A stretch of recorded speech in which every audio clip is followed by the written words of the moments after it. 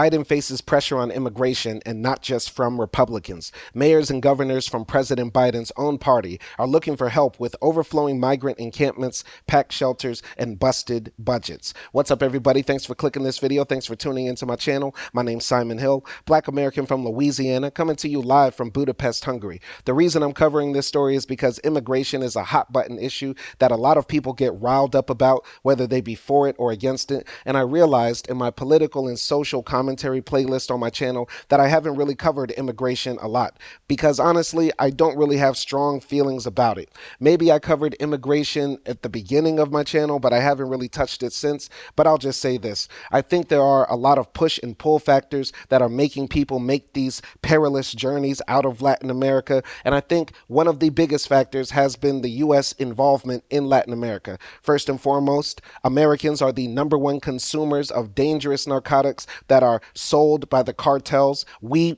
willingly buy these things like nose candy and Mary Jane and all the other stuff that we buy. Let's keep it real. And so that is fueling these cartels that are destabilizing many of these countries. And on top of that, the U.S. foreign policy in Latin America has been very, very, very evil. We have consistently overthrown democratically elected leaders in Latin America, causing these countries to be even more unstable and impoverished. Don't believe me? Look up the history. So this picture here says migrants crossing the Rio Grande to enter Eagle Pass, Texas on Wednesday. This was written for the New York Times by Michael D. Shear and Miriam Jordan. President Biden is under growing pressure to curb record numbers of migrants crossing into the United States, not just from the usual Republican critics, but also from Democratic mayors and governors in cities thousands of miles from the border.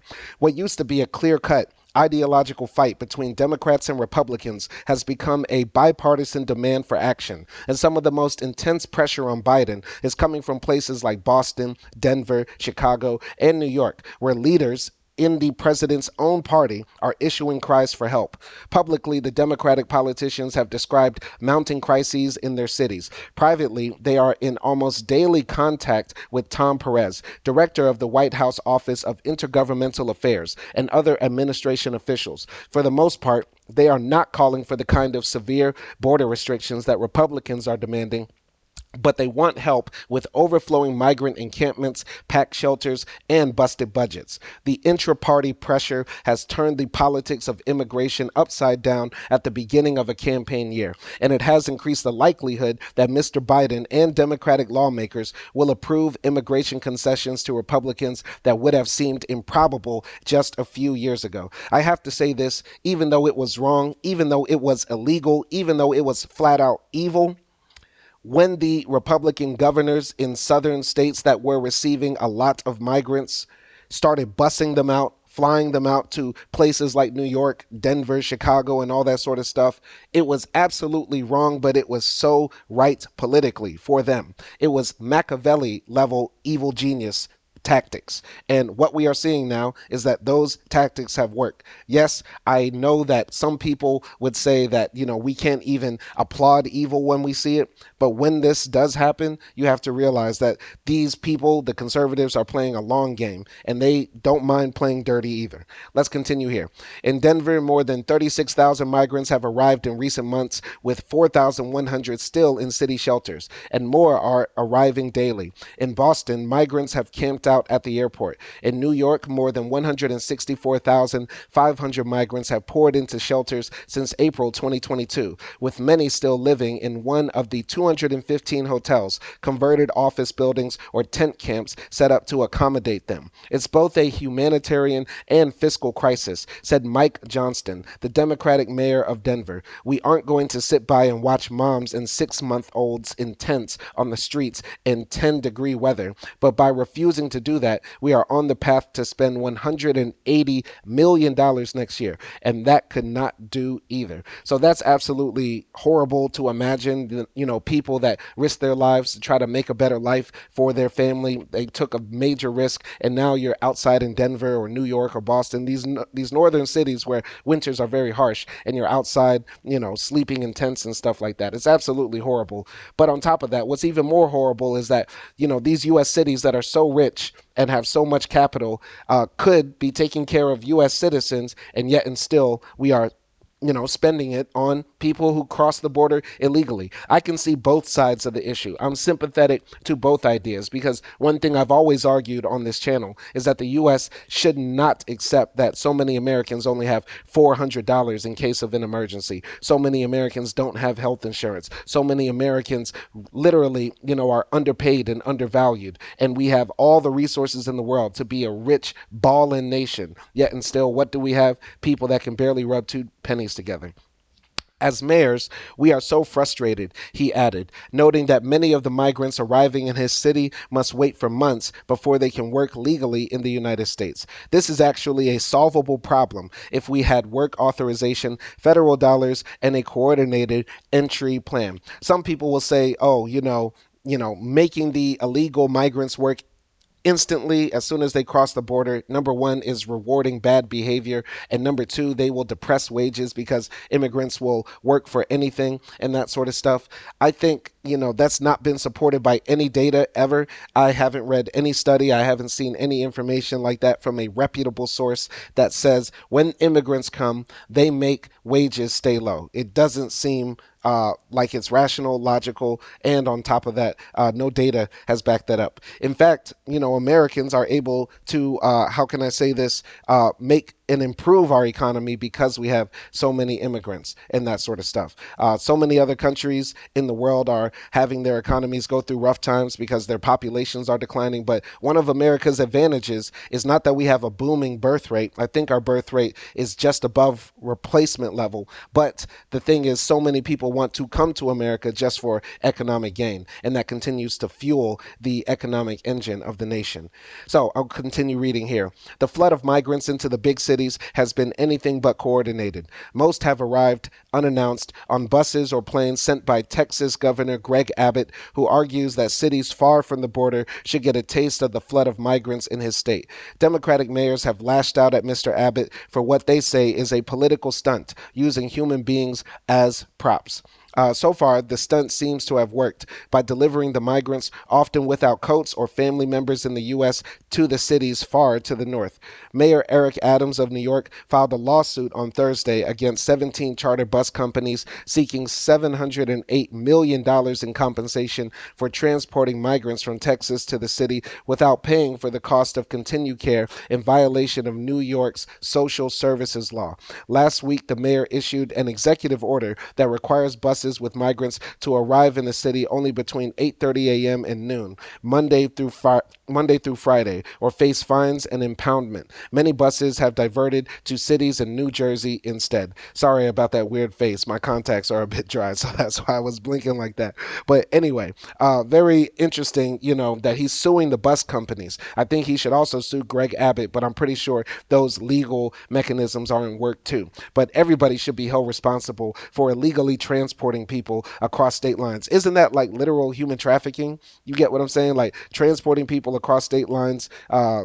Sounds like a crime. I'm not a lawyer, guys. Remember, I'm just some guy with a microphone giving my opinion and reading the stories with you. But that sounds like a crime. It probably is a crime, which is why many of these places have been sued for what they're doing, or have had legal cases against them. I'll continue reading here. In New York, more than 164,500 migrants have poured into shelters since April 2022. In Denver, Mr. Johnston was one of the city's migrant encampments. No, sorry. In Denver, Mr. Johnson was at one of the city's migrant encampments on Wednesday, feeling upbeat that his team was transferring all 300 people, including some children, out of the cold and into shelters and apartments. But even as the process was underway, several new busloads of migrants from the border arrived, courtesy of Mr. Abbott. Okay. They literally pulled in as we were moving people from this encampment, Mr. Johnston said in an interview. A record number of people worldwide are fleeing conflict, climate change, political turmoil, and economic hardship in their homelands, according to the United Nations, and smuggling networks have expanded their reach to Asia and Africa. Nearly 2.5 million people crossed the southern border in fiscal year 2023. That's an insane amount of people. 2.5 million people. In December, more than 10,000 migrants were intercepted at the southern border on some days, among the most ever. Many of them are boarding Mr. Abbott's buses, hoping to find housing and work in the cities. The anger at Mr. Abbott and the frustration with this issue is shared by Biden's top aides, who regularly lash out at the Texas governor and other Republicans. On Wednesday, after Speaker Mike Johnston and 60 House Republicans gathered at the border to rail against the president and his immigration policies, the president's spokeswoman shot back. Karine Jean-Pierre, the White House press secretary, called the trip to the border the latest in a series of political stunts and accused Republicans of blocking any efforts for the president to deal with the border. That's what we've seen. That is what we've seen from the speaker. White House officials say they have been in constant contact with the Democratic mayors and governors to try to help them deal with the impact of the migrants. Mr. Perez spends close to 50% of his time on the issue, according to a senior administration official with his efforts. The president is focused on securing additional resources, Mr. Perez said, including more Border Patrol agents, asylum officers, and immigration judges, more technology to catch fentanyl, and more grant funding for communities hosting recently arrived migrants. The federal government has already delivered about $1 billion to the cities most affected, including about $50 million of a promised $150 million to New York City. Mr. Biden has also asked Congress for another $1.4 billion to help cities around the country deal with migrants, but that emergency funding is tied up in debates on Capitol Hill. I have to say this, as an American, when you see these eye popping numbers, $1 billion, $50 million, $150 million, going here and there to deal with the migrant crisis.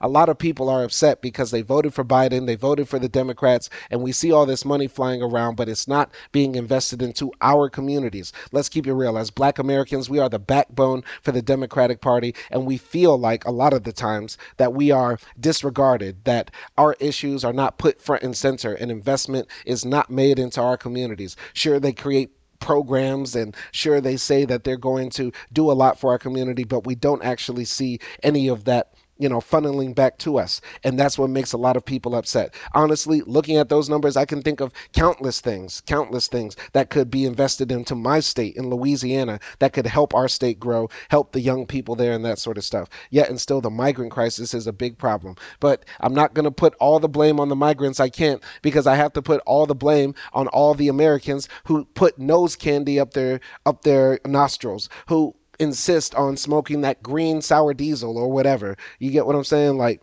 a lot of it has to do with us, our foreign policy, how we treat Latin America. That made Latin America such an inhospitable place. Not all the blame is on us, but a lot of it is. A lot of it is.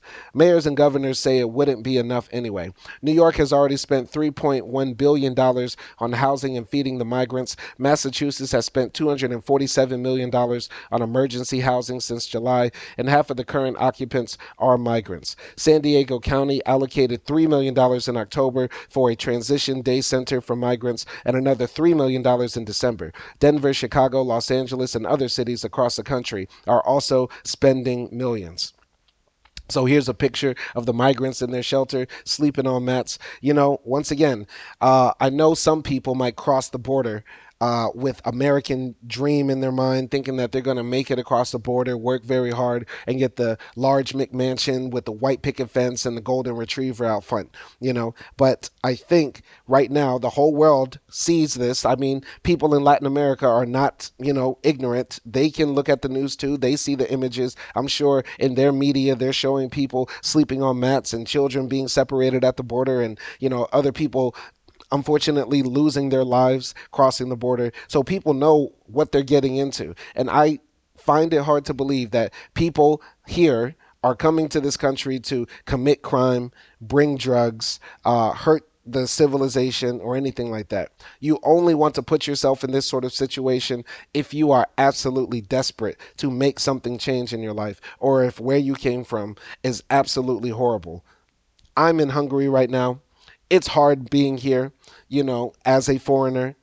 And a lot of people go through that. The language barrier, the cultural barrier, not knowing what's going on. It's very hard. And you will never understand until you've been in those shoes, honestly. I have a lot of sympathy for those people because Jesus would have had sympathy for them as well. So let's continue here. Since August 2022, more than 600 buses have dropped migrants off in Chicago and its surrounding suburbs, and for months, migrant families have camped out in police stations or in tents on sidewalks. In recent weeks, Mayor Brandon Johnson's administration has largely removed migrants from police stations and moved them to the 27 shelters throughout the city. More than 14,000 migrants are currently staying in shelters. Chicago has received nearly 30,000 migrants in just over 14 months. In a New Year's Eve interview, Mayor Johnson assailed Mr. Abbott's actions, but also renewed pressure on the Biden administration to send billions of dollars to the cities affected. What we have is clearly an international and federal crisis that local governments are being asked to subsidize, and this is unsustainable, he said on CBS's Face the Nation. None of our local economies are positioned to be able to carry on such a mission. On Capitol Hill, a solution to the problem remains elusive. Republicans have seized the moment to insist on new severe restrictions to asylum and other immigration policies that Democrats have resisted for years. Lawmakers in both parties say they want more funding for border security, but so far have been unable to reach agreement on how much and what it would be spent on. Caught in the middle are some of Mr. Biden's top foreign policy priorities: military funding to help Ukraine resist Russian aggression, along with money for Israel as it conducts a war against Hamas. Following the terror attacks on October 7th, Republicans have held up both priorities as border negotiations continue. I think I think a lot of people might be leaning towards the Republicans because a lot of Democrats, especially black Americans, are looking at how the US is throwing money at Ukraine, throwing money at Israel, throwing money at the migrants and borders. And a lot of black Americans live in urban areas: Chicago, New York, Philadelphia, Boston. These places are dealing with the migrant crisis, and they're saying, what about us? I'm telling you, this is going to be bad for 2024. It's going to be really hot for the Democrats in 2024. Number one, because Biden is standing lock in step with Israel as they continue their, mass extinction event in Gaza.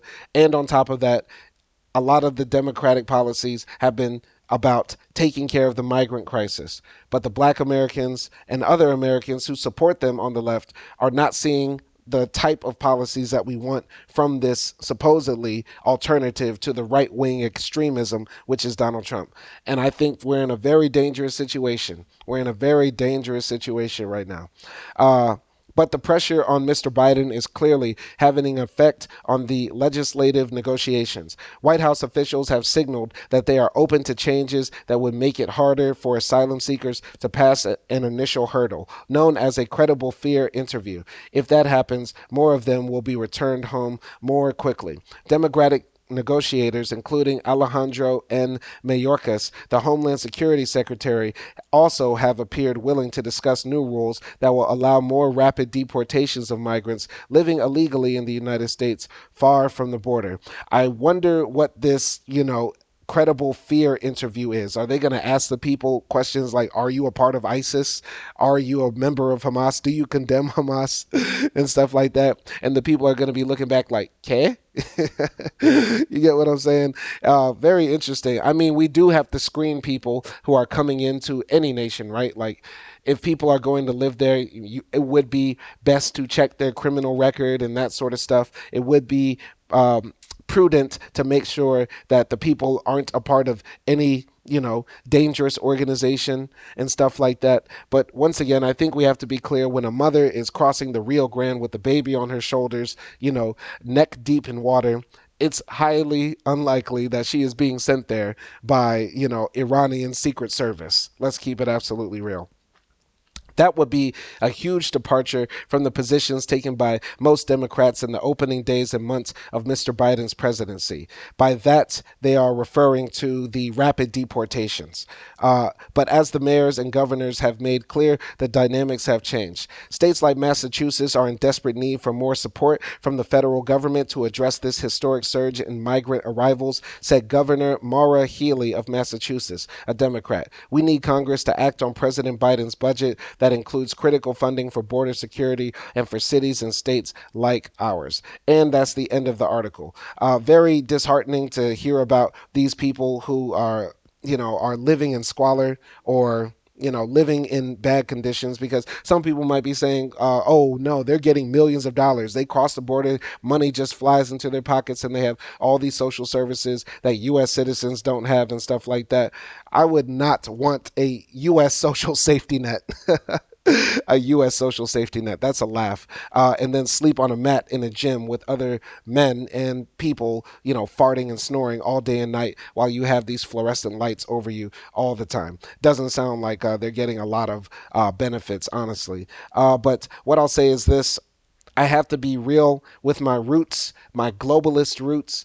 People have the right to live wherever they want to live. In my ideal world, I imagine that people can travel, move, work, and enter countries, spaces, places at any moment in time, because as people, we only have one life to live, and all of us have the same dreams. I've been traveling around the world talking to people in different countries, places, cultures, and generally these things are the same. Nobody likes their president. Everybody wants to make as much money as they can to take care of themselves and their family. And most people are good people. Most people have good hearts. They don't want to commit crime. They don't want to hurt people, even if they have bad opinions, even if they have bad takes, even if they might have different cultural values that might be unaligned with your own or another society at large. Most people at heart are good people, and they generally don't want to leave where they came up from.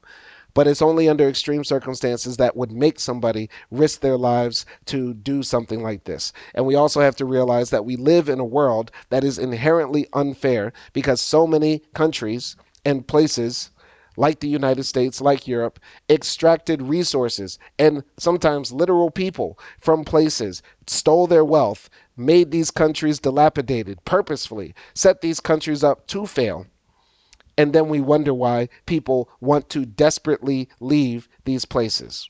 It's absolutely not right, and I hope we find a resolution for this. Also, it's very hard for me to tell people, you know, if Biden is not having immigration under control, should we go with Trump? Because I'm imagining somebody living in Chicago who's been voting Democrat all their lives, but then they see a school that used to be open get closed down because they want to put migrants in there. I don't know if that's happening. I don't know if that's exactly happening, but what I'm saying is that this could be the perception that's in their mind, right? Or this could be what